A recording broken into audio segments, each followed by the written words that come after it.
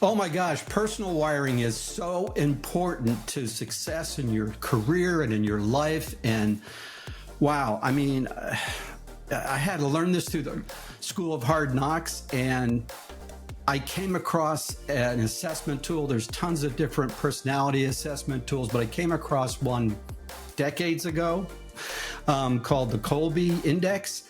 And it's so valuable to my coaching, to me personally, that I just thought I had to have someone from Kolbe come on. And so I'm just so blessed to have Amy Bruske, president of Kolbe Corp, with us today to help us unpack that. But hey, Amy, listen, there's so many different assessment tools out there. I have my view of why I like Kolbe so much. There are other great ones, of course, but can you take just a minute and tell us why this whole personal wiring thing is so important, and why Kolbe versus other assessment tools?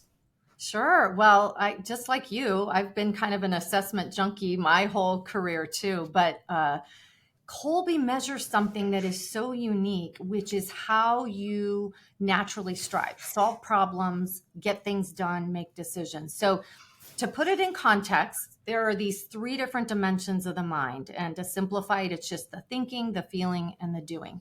And listen, ancient philosophers wrote about this. So this is not something that Colby made up. So the more formal names are the cognitive, the affective, and the conative.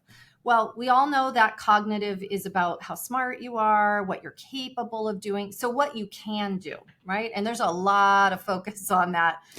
We all went to school and had to take tests and regurgitate information, but it's one piece of the puzzle. And often I'll ask, like, why are some people more productive than others? Almost never does anybody say because they're the smartest person in the room, right? So it is one dimension of the mind. It's important for you to work with people that are capable and all those things, but it's one piece. The second, that affective, or what we call the feeling part of the mind, is what do you prefer? What do you like? What motivates you? And all the personality type tests fall into that as well. So assessments like Myers-Briggs and DISC, predictive index, Clifton strengths, all of those that are really common in the workplace are good at saying, what do you care enough about to take action on? What do you want? What do you prefer? And I find those really useful once you're in a team for understanding some of the team dynamics and team members. But unfortunately, what you want to do is not predictive of long-term success. So just because you value and you want to be, let's say, more organized does not necessarily mean Certainly true for me. Not so much. You're going to do things in this really structured and organized way, right? So that is another piece of the puzzle. But what we really find is this missing link is the how do you naturally execute. This doing part of the mind is called the conative, for more formally. Again, ancient philosophers wrote about it. But the Kolbe assessment is the only tool where Kathy Kolbe figured out a way to say, can we measure how people naturally get things done? So how you're hardwired is that we have done a lot of retest research, and we find that this is a really stable part of the mind. It does not really change over time. So you are the same person that you were when you were 5 years old, 25 years old, whatever it might be, as far as your most instinctive and natural way of getting things done. And there's a big if totally free to be yourself. That's really interesting. And you said something. I just want to jump in and say, let's take Myers-Briggs as an example, one of those affective preference-based tools. I've taken that several times, and I bounce between like an INTJ and an ENTJ. And, everybody makes such a people talk about being introvert versus extrovert. And that's a pretty big shift. And I don't know, so the things that are happening in your environment can cause you to shift your score on those affective kind of tools versus Kolbe that kind of stays consistent in terms of how you want to take action. Yeah, personality tests. I know we actually worked with the distributor of the Myers-Briggs many years ago, and they said their retest reliability is in the 45 to 50% range, meaning that there are some changes. And because of that, they'll encourage people to do a retake. We really, once you get a Kolbe score, we don't need to do a retake because we find it's stable. So personality absolutely is a little bit driven by environment. There are definitely some hardwired things about our personality That's where we get into the nature versus nurture discussion that people have. Whereas the cognitive is stable and it is really predictive of how you're going to act, especially when you don't have any learned behavior to solve problems. It's kind of interesting during the pandemic.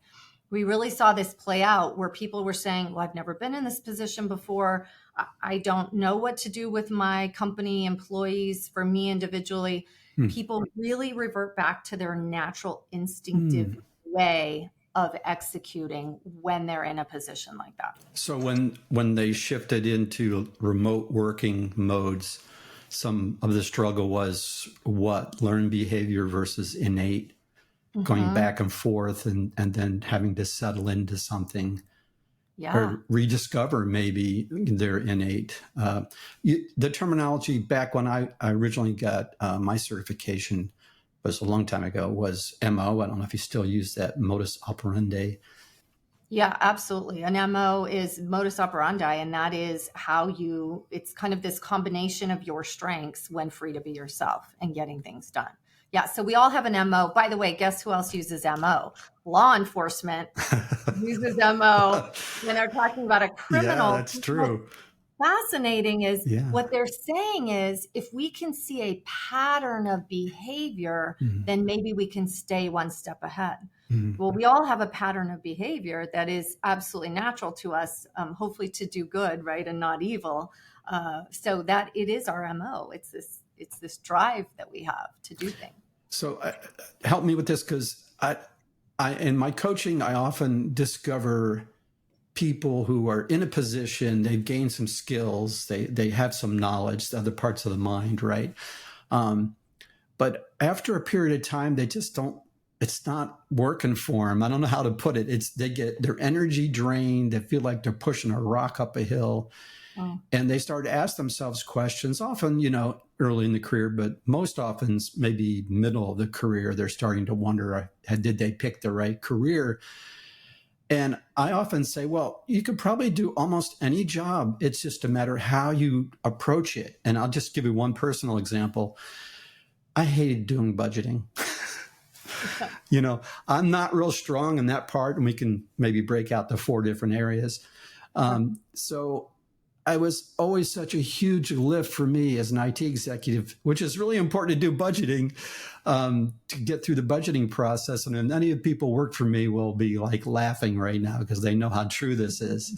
So I had to sort of fool myself into doing budgeting every year, Amy. I had to make a game out of like, how can I do this in a new and completely different way? Right. And that would give me enough of a running start that I would be able to carry myself through and deliver in the form that the organization needed. But getting started out of my natural MO was just huge lift for me. Is that kind of a way of looking at this? Yeah, I love that example because it's something that you were so capable of doing. It really didn't require a lot of your expertise because you had done it for so long. And people feel so guilty about the things they procrastinate. And what they don't realize is we procrastinate the things that really aren't as natural for you. That didn't use your strengths. And so over time in your career, one of 2 things happens. Either you get yourself in a position where a good chunk of the time you're working against your natural strengths. So in the beginning, you can sustain that. Over time, that's really hard. Now, if budgeting type activities had been a big majority of what you did in your role, you would have truly burned out. But once a year, you did exactly what we coach people to do is you used your own strengths to make it this kind of new and different or impossible deadline, whatever it might be to get things done. That worked for you. For other people, they might have had to do a little bit every day for 2 weeks and spread it out. For you, a sprint, make it urgent, do it as a sprint worked. And so what a great example of how people feel like they don't understand why they're at a point in their career where they're just burned out or not understanding why they just can't get some basic stuff done. And this explains a lot of that. Yeah. And it could be, a person who has a completely different wiring And this is the key thing. You need to understand the way you are made and you're wired in Right. order to go with it rather than going against it, or don't go against your own grain, so to speak. Right. So I had other people actually. I'll continue the example. I had a great guy working for me who was very into gathering facts and details and doing all that heavy lifting, which was tiresome to me.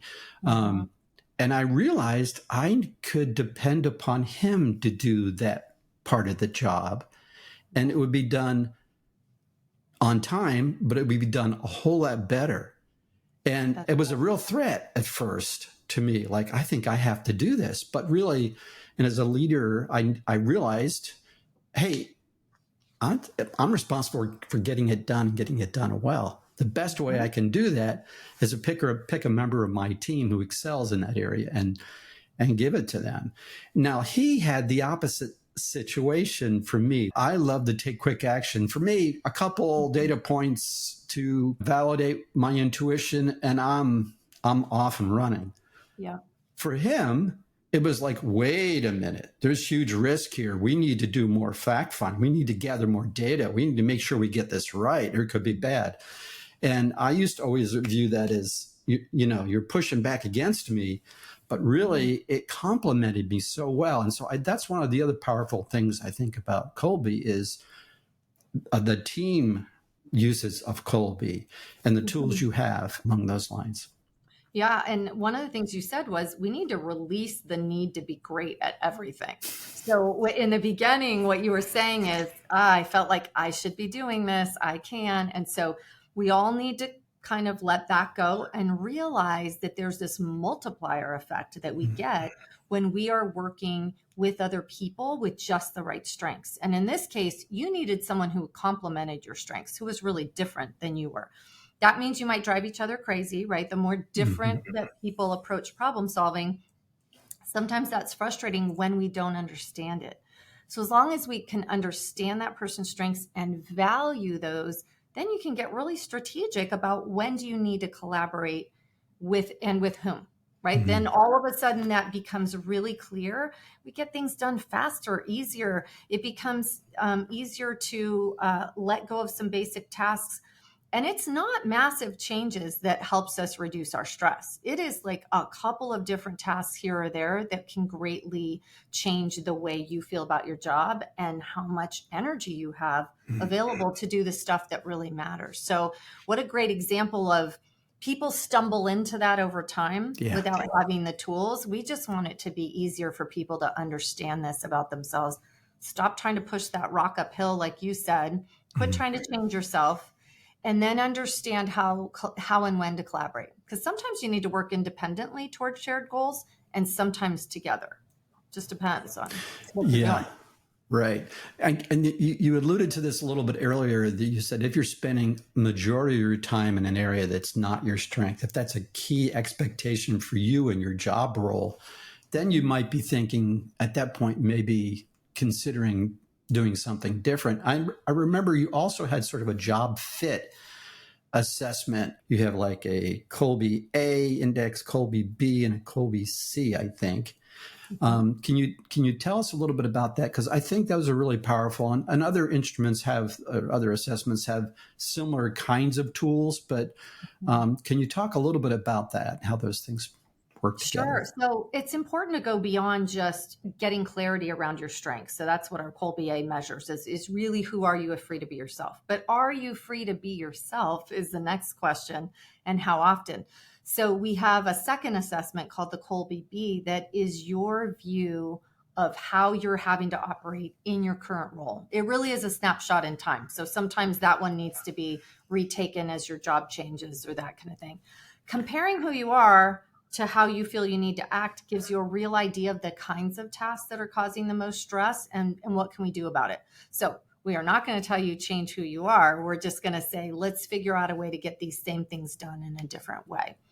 The Kolbe C now gives it even more kind of this 360 view of everything. That is someone else's view of what does success look like in the role. So often it's a direct supervisor, but it can be a peer or a team member or someone else in the organization with any kind of impact on the role itself and success in the role.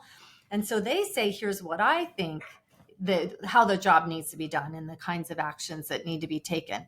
Then if you get all three of those together, we can really predict when someone might have a high level of stress in their job and do some great coaching around it. Because the leader needs a lot of help in this area. I think human nature is such, we do this to our kids too, by the way. Human nature is such that we think, hey, this worked for me. I was successful doing it this way. Let me help you and coach you to do it the way I would do it. So it comes from a great place, but sometimes is really the worst thing that we can be doing. Why? So having a clear concept of who you are, getting captured what you believe your role requirements are, or what those attributes that are ideal for the role, and then getting the 360, probably your supervisor, but it could be someone else.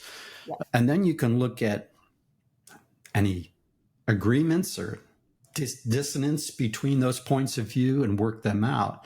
Yeah. And that's where I think having a common language with an instrument really helps, because we all approach these things with these innate preferences. I was going to use the language preferences, but MOs for how you would approach the job or what you think is really important for the role.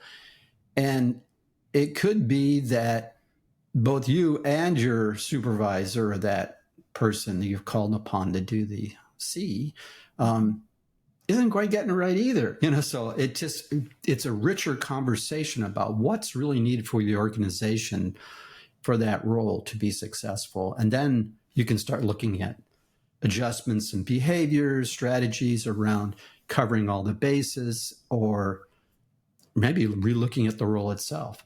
We all have that problem, I think, as leaders and as managers, where we've been successful, and you just touched on this, and we kind of expect that to be successful, someone else has to do the job the way we would do it. And if you don't have signals, if you don't have things coming to you that look like that, behaviors or work product that look like the way you were doing it, you're thinking that person doesn't get it. They're not doing it, and they could actually be fulfilling the job function, but just doing it in a different way. Sure. I think one of the things we need to do with all leaders is help them start focusing on the end result. What does quality output look like, whatever it might be, and keep being very clear about describing that to people. What date is it by? What does quality look like? All that.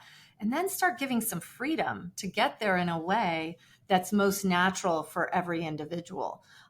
Because imposing methodology on people, unless you're running a nuclear power plant, we do say there probably is a right way to do things. If the type of business you're in is a lot of process. So there's an exception. For most of our businesses, that is not the case. And so leaders need to really step back and say, what does excellence look like in this job?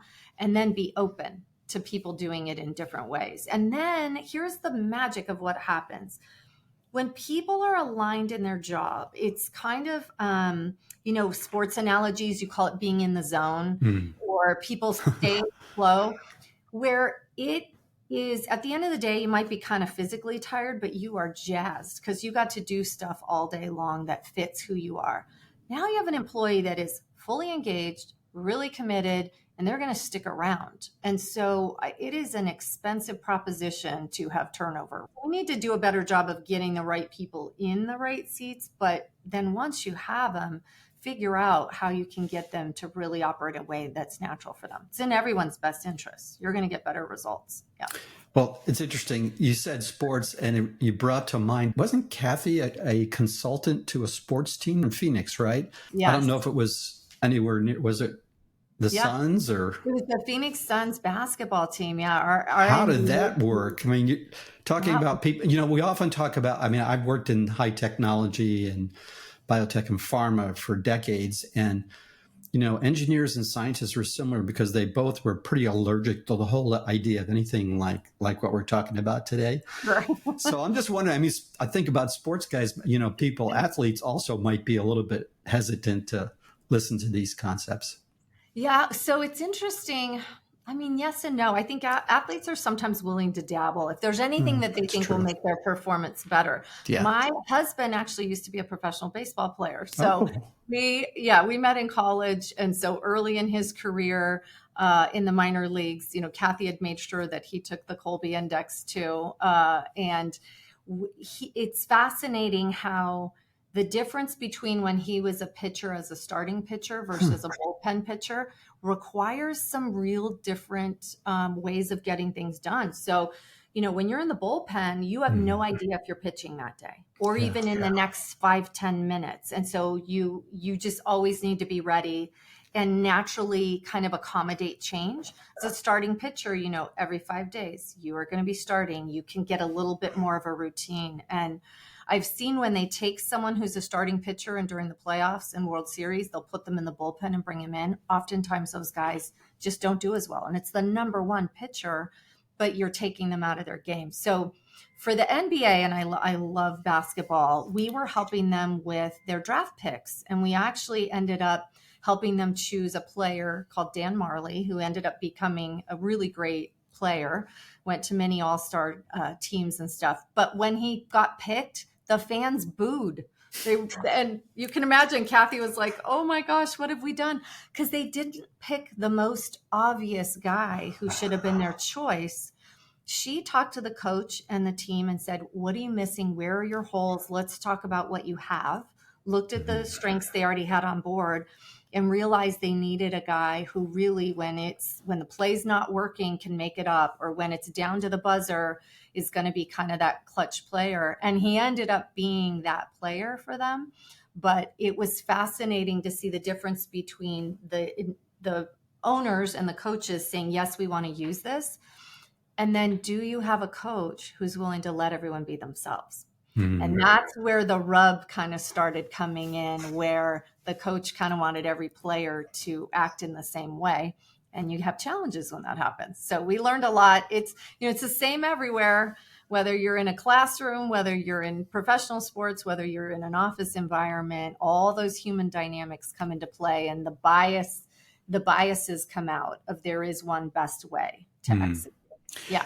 So how did you get to the position? How did you come to Colby? I mean, what was your career path, and how did you find it?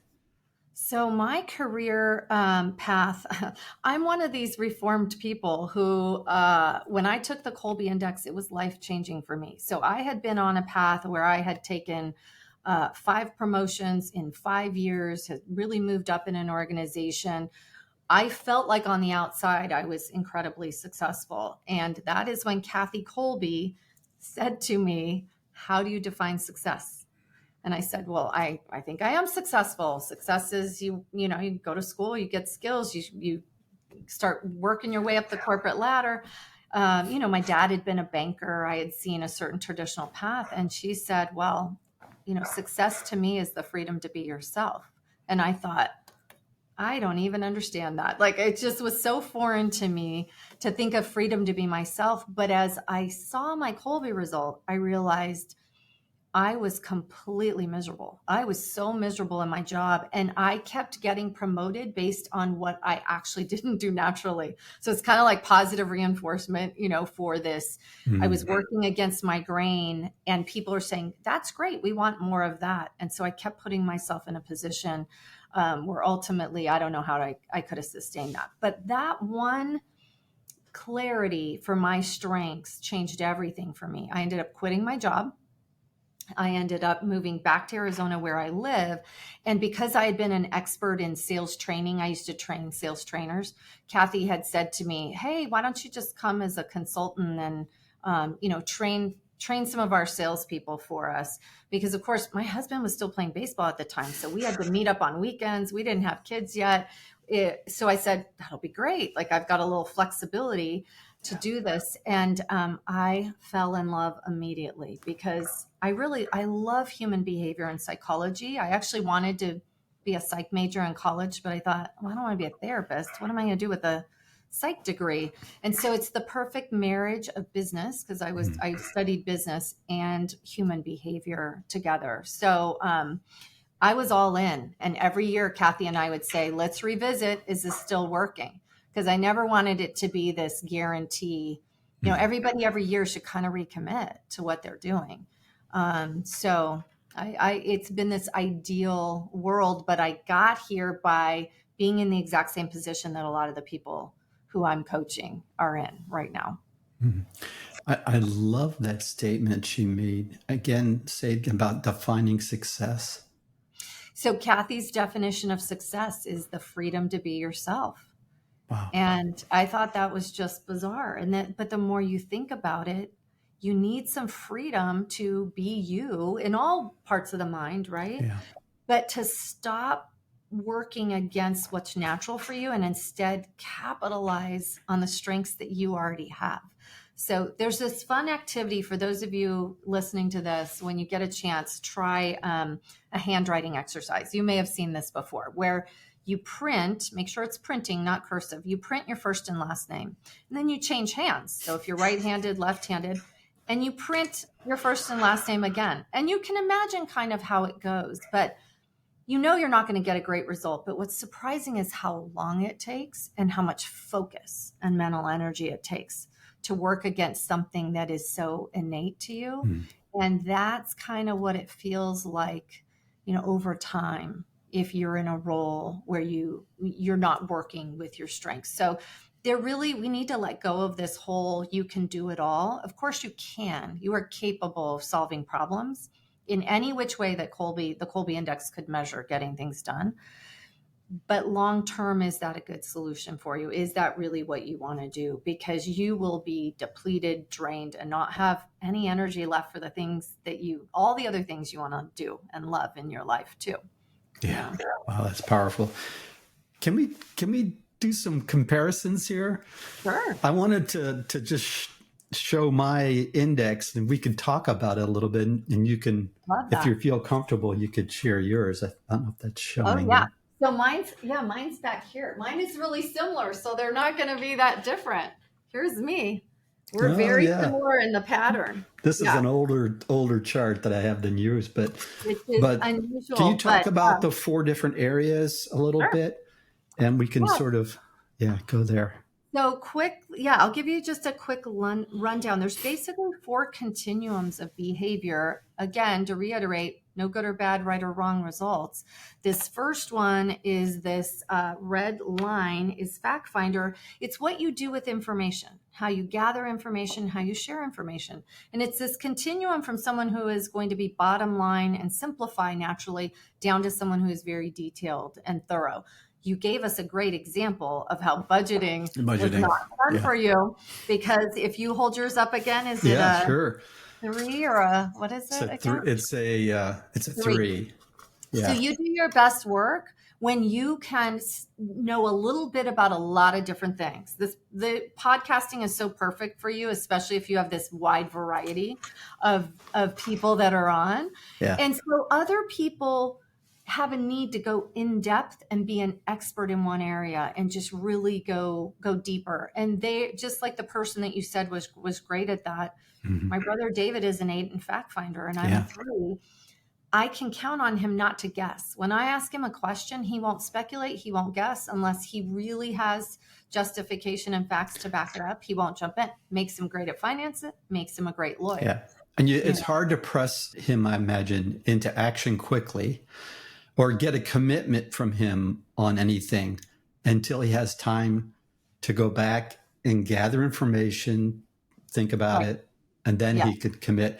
So a stress point that I had to learn with dealing with people like that is, how can I, how can I make it more comfortable for him, for the other individual that's wired like that, to come my way? And I'm going to throw this out. I found that without any framing if I'm asking someone to take something on, there's no structure, there's no framing, there's just go do this. Here's the end result I want. It's like there's never going to be enough data or fact finding to remove all risk. So what I would say is I would either make the scope a fixed small scope. Sure. Typically, that's what I would do and say, one piece of it. just do the research and make recommendations or something like that. Sure. It would take that burden off, and it would help me modulate my ask, right? Yeah. Because I'm making a request of someone that has no boundaries on it, because that's the way I live. That's a great strategy. And just allowing, as you're saying, allow them time to go ahead and gather the information.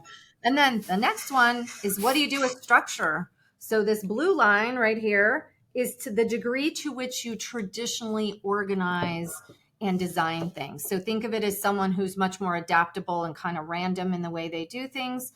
They're going to be switching gears a lot, down to someone who naturally forces closure and just kind of organizes in the traditional way, right? So if you're in that kind of, and by the way, it's a 1 through 10 scale. If you're in that 1 through 10 kind of, or the 1 through 3 category, you still organize, you just organize in piles. So you still have a method of organization, but it is not color coded and alphabetized, right? But it wouldn't meet the definition of organization for someone who is, 6 and above or something in that area. So we need those 7 through 10s to like create the structure, design a process, but we also need people on the other end to push back when things get too bureaucratic. And this is where the magic of teamwork comes. We need diversity in all of them.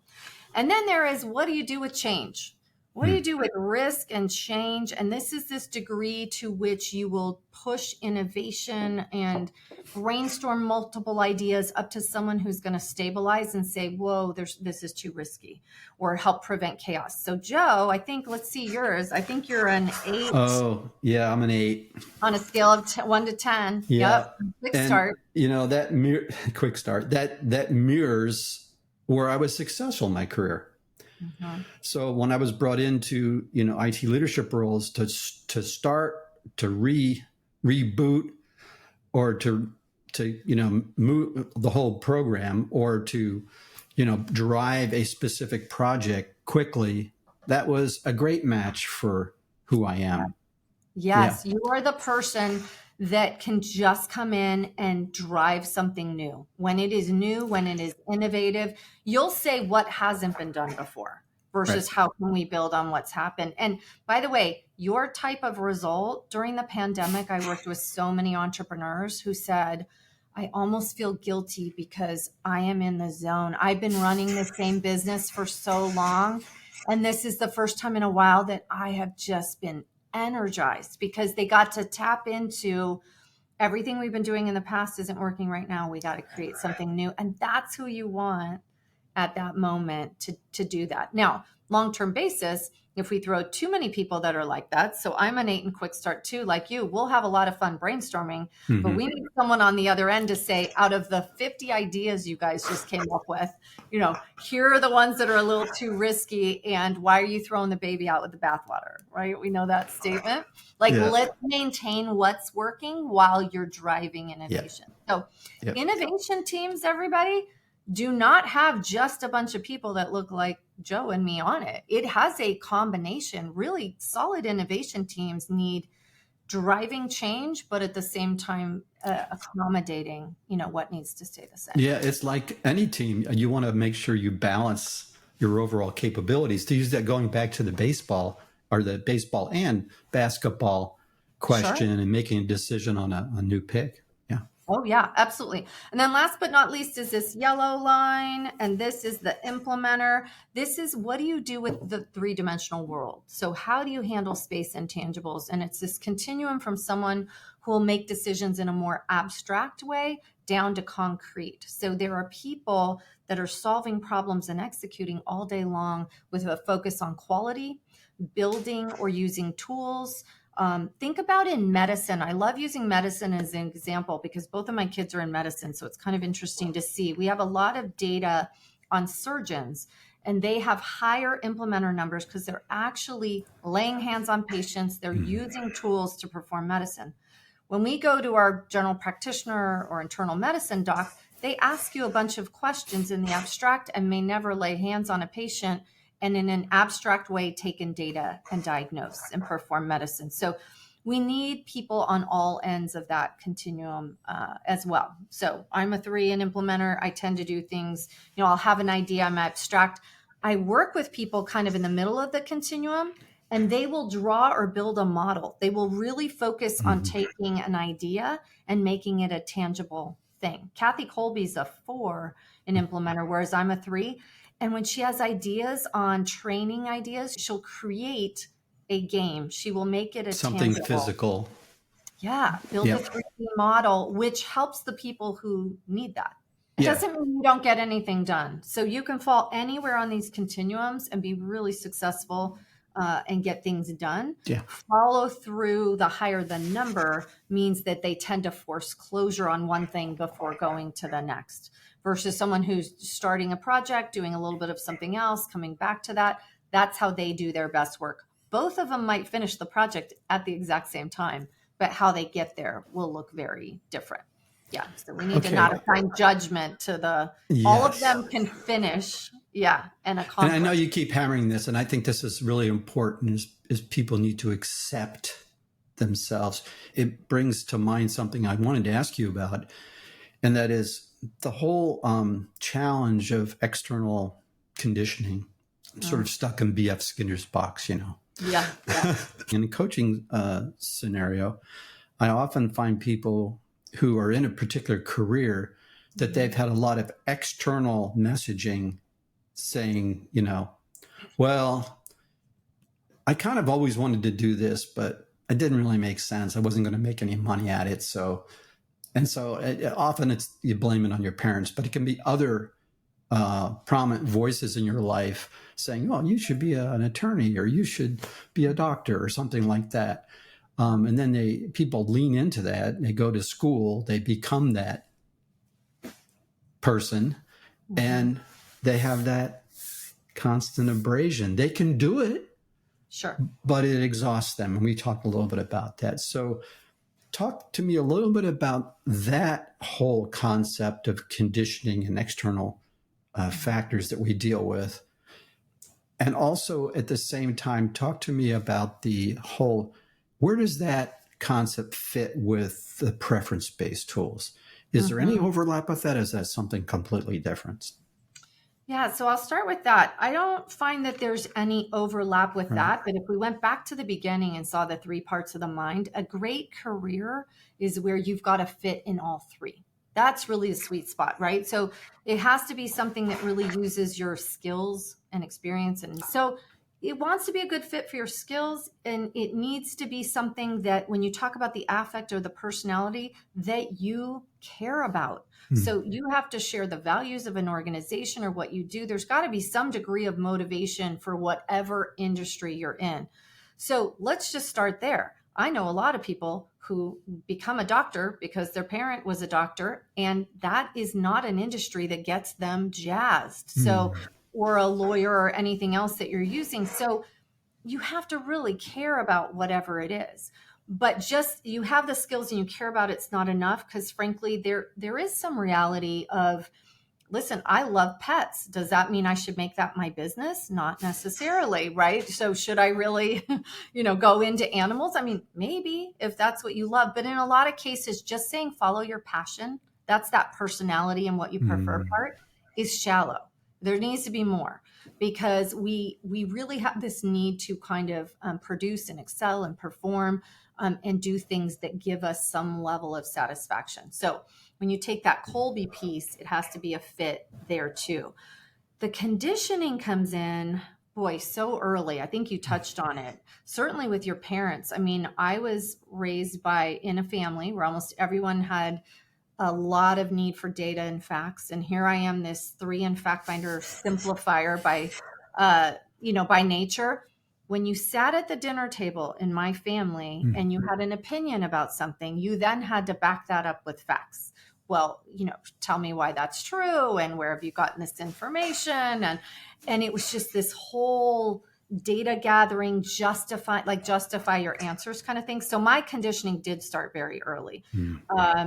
And so it can start there, but there are just certain industries where there's kind of one right way to do things. Yeah. Where you picked a mentor because they have this career that you want, and yet that mentor does things differently than you. So now I'm conditioned to think there is one right way to get things done, and I need to change myself. I think that's where that comes in. And long term, I have met so many people in their 50s and 60s who will say, if I had just known this about myself earlier, I would have made very different decisions. So, I'm on a mission to get people way before they get conditioned, however they're going to get conditioned. I would like to hit people a little earlier and help them understand how to start figuring out their strengths. It just starts with clarity, right? Yeah. Another personal story, because you said, you like to get to people earlier. For me, I picked science early on, and I was an analytical chemist in pharmaceutical industry for 9, almost 10 years. And you can see, if you look back in time, your conative wiring, I'll call it conative wiring, and how it operated. So you would look at that. An analytical chemist is not a person who, not a position or a job or a role where you're coming up with new chemical compounds. This is someone who's testing and finding out how much of a certain thing is in a mixture, or in the pharmaceutical context, you're designing test methods that are reliable, precise, and accurate, that, could release product or characterize where you are in a production process, for example, or, make sure it's safe. And these pills or capsules or whatever they might be, biologics, aren't going to hurt somebody, right? Because of how it's manufactured. So it's very different than what some people think. But here's the thing that I found out about myself. I could follow those recipes, those test methods. I even could do that very well. But I was always looking for doing it a new and better way. Sure. That was boring to me, doing that repetitious job. And so I was always looking at, how can I change this? What else can we do? Yeah. And because of that, not to dwell on myself too much, I really started focusing in the laboratory about how much paperwork there was back in those days. Handwriting things, writing labels to put on drums and packaging for release product. And it was like, I'm spending hours doing this. This is stupid. They have these computer systems that can do things like this. Why don't we use this in the lab? Yeah. And so that's how I segued into a different career, was as a quick start, pushing an idea and being a catalyst for change took me to a different career, getting knowledgeable in laboratory information systems. Right. And then that in turn took me into a more traditional IT role. And I spent 35 years doing IT leadership. But I can look back in time now and see how operating in my area of strength, how powerful that was. And how I didn't feel like could even stay bottled up in that particular role, right? Yeah. So I don't know if you have examples of that or have heard of things, but to me, I would have loved to have known earlier. Mm-hmm. And the final part of the story was that, and you talked about how much you like psychology and how much you love what you're doing right now. I found out that, and I thought, well, I'm an IT leader, I'm running departments. And after the first few years in a particular company, I was like, oh, this is so boring. And I started, once I got to know myself better through Colby and other things and getting a coach, I realized I really like doing that. And so I was doing that on the side the last 15 years of my leadership career, because it kind of went to another path. So many people make lots of shifts, as the point I'm making. And sometimes you just sort of stumble into where you need to be. And for me, I kind of stumbled earlier on until I got more clarity. But how great it would be to know earlier on your innate wiring, your innate MO, and to capitalize on that. Well, it sounds like you made really good decisions along the way. I think you I did. So improvised. yeah, you were improvising, but you kept pushing toward what was natural for you. Yeah. But I think the only difference it really would have made is when you were bored or something was driving you crazy or there was a Mhm. frustration, you would have known, well, of course, this is frustrating for me. It's okay. Like I've got a way around it because I think they really beat themselves up sometimes for Yeah. either not being great at something or what is wrong with me or why can't I sustain this? So you maybe just would have given yourself a little bit of a break. But what I love about the example you just shared is how every step of the way you were kind of experimenting and figuring out the career. And what I would hope is the more you know about your strengths in all three parts of the mind, some decisions just become clearer because there Mm. are opportunities that present themselves to you sometimes. It's not always that we're creating our own opportunities.